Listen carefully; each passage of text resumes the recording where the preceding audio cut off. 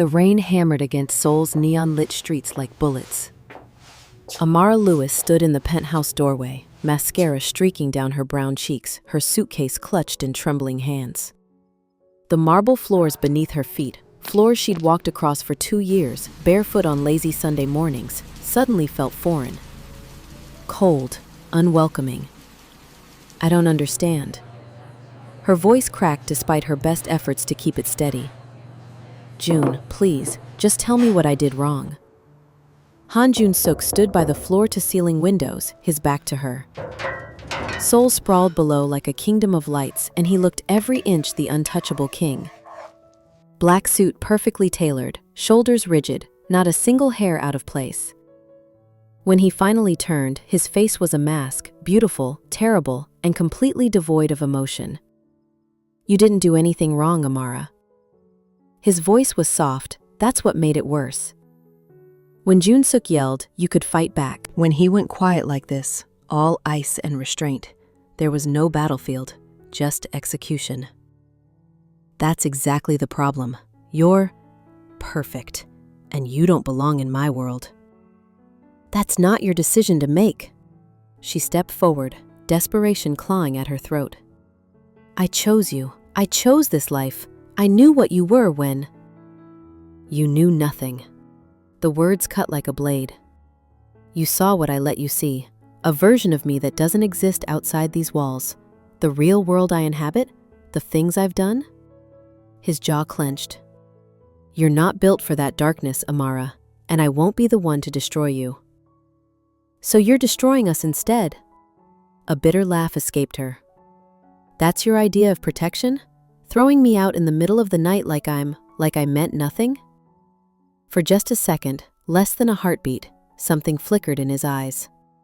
Pain, maybe, or regret. But then it was gone, replaced by that terrible emptiness. Don't come back. He turned away again, dismissing her with his silence. You don't belong here. You never did. The door closed behind her with a whisper, not a slam. That would have been kinder. Slammed doors meant anger, passion, something still alive between them. But this quiet final click of expensive German locks, this was burial. Amara stood in the hallway for a full minute, waiting for him to open the door, to take it back, to crack, just once, and let her see the man she'd fallen in love with, the one who'd held her during Seoul's summer storms and whispered Korean endearments into her hair. He never came. She rode the elevator down 43 floors, each number lighting up like a countdown to the end of everything. When the doors opened to the lobby, the doorman, Mr. Park, who always smiled at her, who'd helped her carry groceries more times than she could count, looked away. Like he'd been told to forget her face. Seoul's rain was merciless. By the time Amara reached the street, she was soaked through, her summer dress clinging to her skin. Taxis passed without stopping, of course. Jun-suk owned half this neighborhood. One word from him, and she was invisible. She pulled out her phone with shaking hands, scrolling through contacts until she found the only one that mattered anymore. The call connected on the first ring. It's me, she whispered. I need somewhere to stay, just for tonight. I'll figure the rest out tomorrow. But tomorrow came with questions she couldn't answer, and the day after that. And the day after that. 3 weeks. That's how long it took for Amara to realize she wasn't leaving Seoul. Not yet. Not when she'd stumbled into something that changed everything. The coffee shop in Itaewon was the kind of place expats gathered. Western-style lattes, English menus, staff who didn't stare at her skin like it was something exotic or wrong. Amara had been coming here every morning, nursing a single Americano for 2 hours while she searched job listings on her phone. She was broke. Her visa was running out, and she was living on her friend Keisha's couch in a studio apartment barely big enough for one person, let alone 2. Another refill? The barista, a college kid with bleached hair, smiled sympathetically. He knew her situation without asking. Seoul was like that. Word traveled fast in foreigner circles. I'm good, thanks. Amara forced a smile, returning her attention to the screen. Graphic design positions, all requiring Korean fluency she didn't have. English teaching jobs that would take weeks to process. Nothing that would save her before. The door chimed. Amara didn't look up, not until she heard the voice. 1 hot chocolate, extra whipped cream. and make it sweet. Really sweet, like diabetes level sweet. The Korean was halting, childlike. Amara's head snapped up. A woman stood at the counter, mid-20s, expensive designer tracksuit, hair pulled into a careless ponytail. Pretty in that effortless way that came from good genes and better skincare. But it was the little boy beside her that made Amara's heart stop. 4 years old, maybe 5. Chubby cheeks, wide, dark eyes, and hair that fell across his forehead in a way that was achingly, impossibly familiar. The boy tugged on the woman's sleeve, signing something with small, urgent hands. I know, the woman replied in Korean, then switched to clumsy sign language. We'll go to the park after, I promise. Amara's coffee cup trembled in her grip. She knew that face, not the woman's, the boy's. The shape of his eyes, the set of his jaw, even the way he stood, weight slightly on his left foot, like he was always ready to run. It was Jun Suk, a miniature perfect copy. The woman paid, took the hot chocolate, and guided the boy toward a corner table. As they passed, the boy glanced at Amara. For a split second, their eyes met, and he smiled. Shy, sweet, completely unaware that he'd just shattered her entire understanding of the man she'd loved. Amara waited until they were seated. Then she stood, legs unsteady, and crossed the coffee shop like she was walking through a dream. Excuse me, she said in English, then quickly switched to her limited Korean. Sorry to bother you, but your son he's beautiful.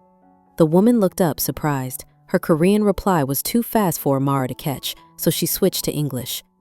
Oh, thank you. He's not. I'm just the nanny. She laughed awkwardly. His mother she's not around. And his father? The question came out before Amara could stop it. Too direct, too desperate. The woman's smile faded. That's complicated. Why do you ask? Because I know that face.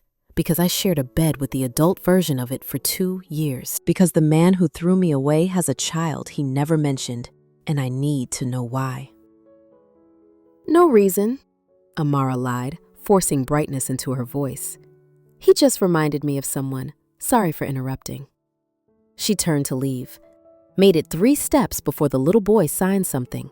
The nanny gasped. Wait, she called out. Amara turned. The woman looked shaken. He wants to know, did you used to live in a big house with lots of windows? The room tilted. What? The boy signed again, faster this time. The nanny translated, her voice dropping to a whisper. He says he remembers you, from before. He says you used to read him stories when his father was working late. Amara's knees went weak. She gripped the nearest chair to stay upright. It was impossible. She'd never seen this child before in her life, never even knew Jun Suk had a son. But the way the boy was looking at her, hopeful, familiar, like he was greeting an old friend. I'm sorry, the nanny said quickly. He has an active imagination. He mixes up faces sometimes, dreams and reality. I shouldn't have. What's his name? Amara cut in.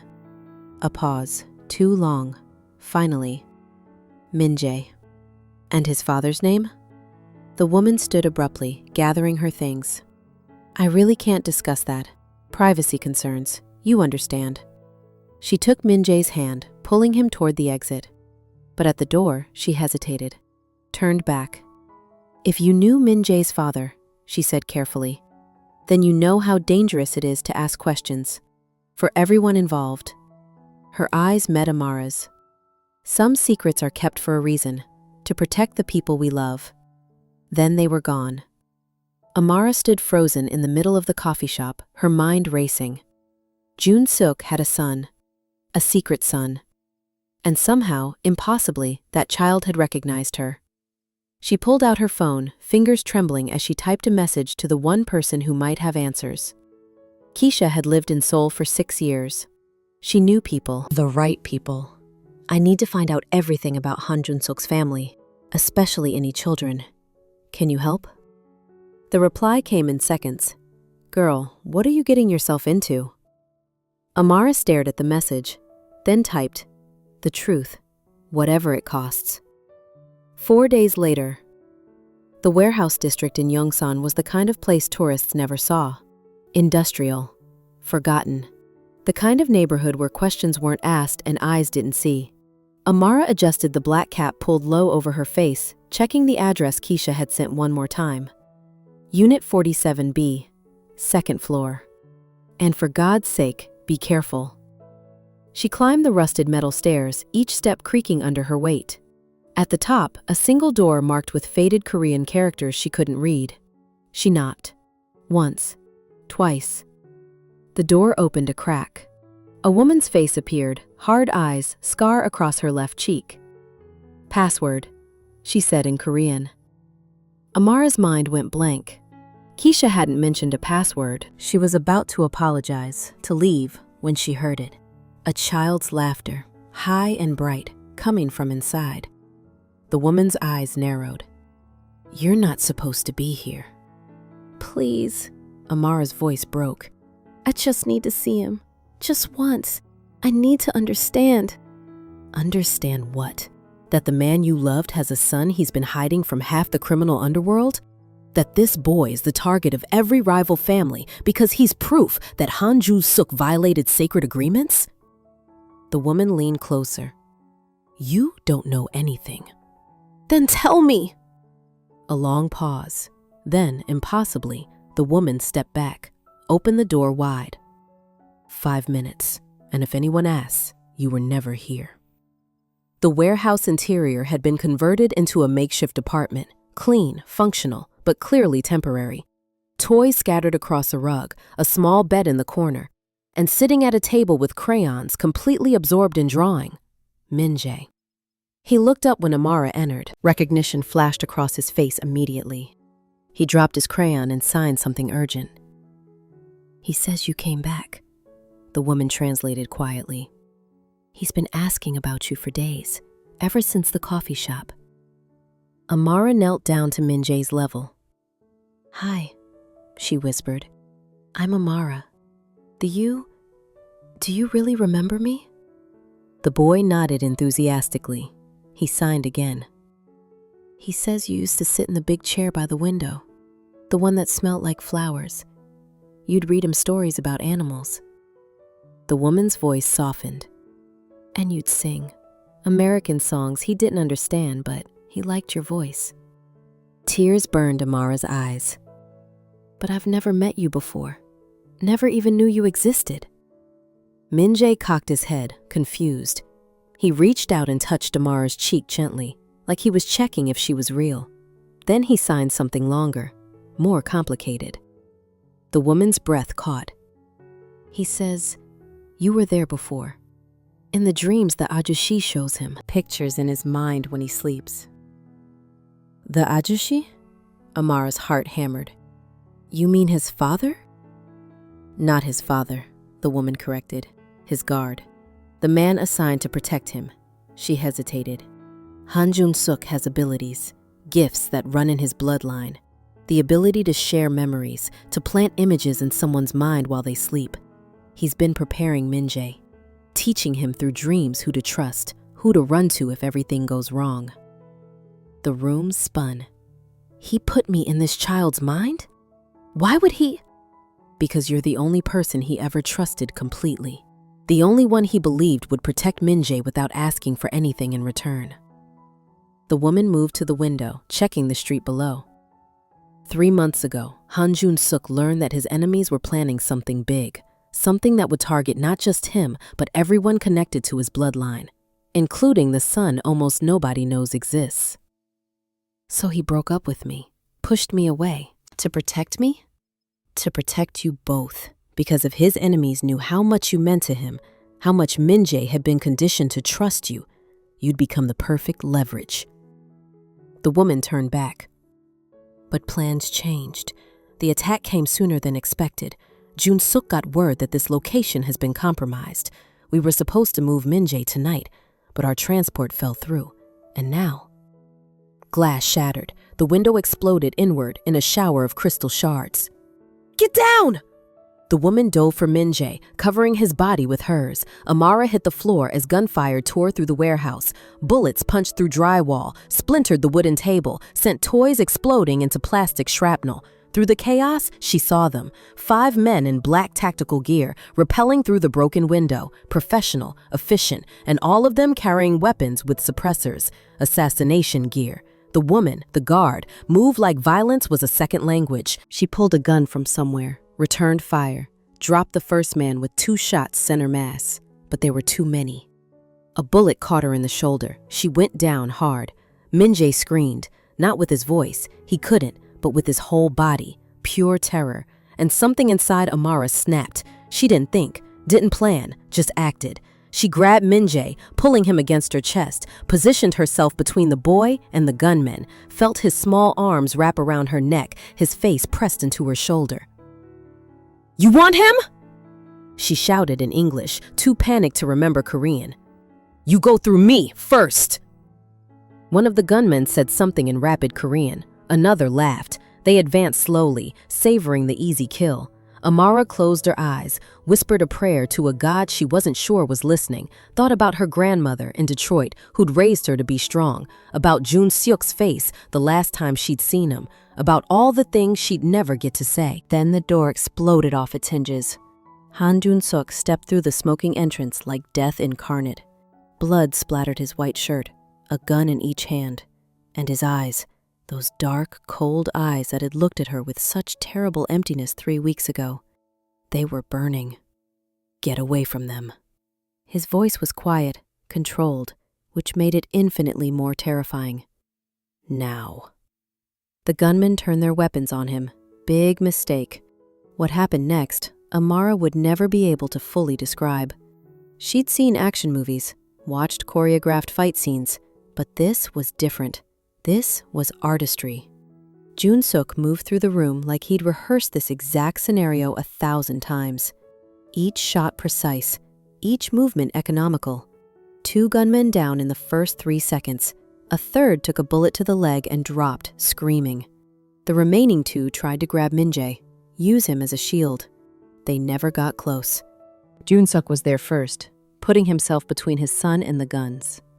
He took a bullet to the ribs.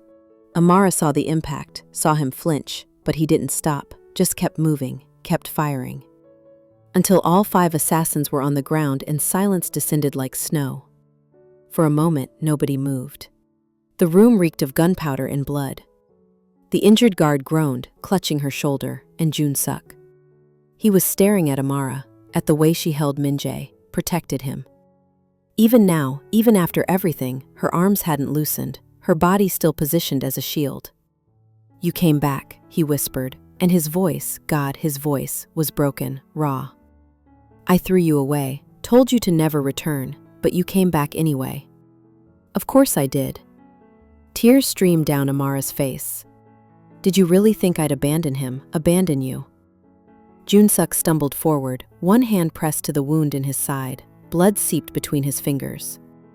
"I thought I was protecting you, keeping you away from this war, but I was wrong. He collapsed. Amara screamed. She tried to move to him, but Min-jae clung tighter, terrified. The injured guard was already on her phone, shouting in Korean. "Backup, medical, coordinates." "Stay with me," Amara begged, looking at Jun-seok's pale face. "Please, don't you dare die after everything. Not when I just found out." Her voice broke. "Why didn't you tell me about him? About Min-jae?" Jun-seok's eyes fluttered open, focused on her with tremendous effort. "Mistake. When I was younger, before I knew what consequences meant." Each word came with pain. His mother worked for a rival family, used the pregnancy to leverage power, threatened to expose Min-jae if I didn't. He coughed, blood on his lips. "I hid him, kept him secret to keep him alive. Only a few people knew. And you planted memories of me in his mind, made him trust me. You were the only good thing in my life, Amara, the only pure thing I hadn't corrupted." His hand found hers, squeezed weakly. "If I died, I needed someone to protect him. Someone who wouldn't use him as a weapon or bargaining chip. Someone who'd love him just because he's yours, Amara finished. Because he's part of you. Sirens wailed in the distance, backup arriving. But in that moment, it was just the three of them. A broken mafia boss, a woman he'd pushed away, and the secret that connected them. Min-jae pulled back from Amara's shoulder, looked at his father lying bloodied on the floor, and signed something urgent. Amara didn't need translation this time. The meaning was clear in the boy's desperate expression. Don't leave us. 3 months later. The penthouse looked the same. Floor-to-ceiling windows, Seoul glittering below like a promise. But everything had changed. Amara stood in the kitchen, preparing breakfast while Min-jae sat at the counter, drawing pictures with the expensive art supplies Jun Seok had bought him. The boy was humming. He'd started making sounds recently, testing his voice in small, precious ways. Pancakes or waffles? Amara asked in sign language. She'd been learning, taking classes, becoming fluent in a language she never thought she'd need. Min-jae grinned, signed back, both. Greedy, she ruffled his hair, earning a delighted silent laugh. Arms wrapped around her waist from behind, warm, solid. Jun Seok pressed his face into her neck, breathing her in like she was oxygen. Good morning, he murmured in Korean. Barely, it's past 11. She leaned back against him, letting his warmth seep into her bones. You need to stop staying up until 3 a.m., working, the doctor said. The doctor said I should have died that night in Yongsan, but I had too many reasons to live. His hand splayed across her stomach, possessive, protective. 3 reasons now, Amara's breath caught. I haven't told you yet. You haven't needed to. I know your body, Amara. Every change, every detail. He turned her gently to face him. How far along? 6 weeks? Maybe 7. She searched his face for disappointment, fear, found only wonder. I know this is complicated. Everything with Min-jae is still being settled, and your enemies will learn that I don't hide anymore, that my family, all of it, is not a weakness to exploit. It's the reason I'll burn this entire city to the ground if anyone threatens you. He cupped her face. I spent 2 years keeping you separate from our world. Look where that got us. Nearly dead. Both of us. So what are you saying? I'm saying no more secrets. No more protection through distance. Jun Seok's thumb traced her bottom lip. You want to stay in my world? Know the truth about everything I do? Then stay. Be my partner. In all of it. Your criminal empire, your wars, your darkness. And my mornings, my sun, my future. He kissed her forehead. The darkness doesn't scare me, Amara. It never has. But losing you? Waking up and finding out you finally got smart and left? That terrifies me. Min-jae signed something from the counter. Both adults turned. Is she staying forever? The boy asked, his expression worried. Or will she leave like before? Jun Seok looked at Amara. Let her answer. She crossed to Min-jae, kneeling so they were eye level, signed carefully. I'm not going anywhere. Ever. You're stuck with me now. Promise? Promise. The boy launched himself into her arms, holding tight, and over his head, Amara met Jun Seok's eyes, saw everything there, the love he'd tried to kill, the fear he'd carried, the relief that almost brought him to his knees. I threw you out once, he said quietly. Thought I was being noble, keeping you safe. He moved closer, his hand finding her cheek. I'll never make that mistake again. Good. Amara stood, still holding Min-jae. Because I'm not easy to get rid of. Ask anyone who's tried. Later that night, after Min-jae was asleep and Seoul's lights painted patterns across their bedroom ceiling, Jun Seok pulled Amara against him, held her like she might disappear. I need to tell you something, he whispered into the darkness. About the war that's coming, about the families who still want Min-jae dead, about what staying with me really means. Then tell me, all of it. So he did. Every dark truth, every coming battle, every reason she should run and never look back. And when he was finished, Amara pressed her lips to his chest, right over his heart, felt it beating, strong, alive.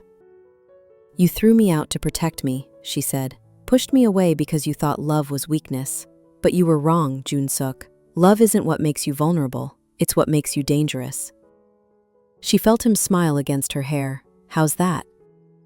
Because now you have something worth burning the world for, and so do I. Outside, Seoul slept, oblivious to the new dynasty forming in that penthouse. A Korean Mafia boss who'd learned that power wasn't found in isolation. A black woman who'd chosen danger over safety because some loves were worth dying for.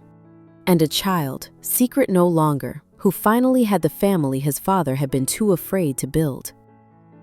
The rain had stopped, and in its absence something new was growing. Not peace, nothing so simple, but a kind of fierce, unbreakable togetherness that would make their enemies think twice. Because the dragon of Seoul had finally learned the truth. You don't protect what you love by pushing it away. You protect it by holding on, no matter what comes, no matter the cost, forever.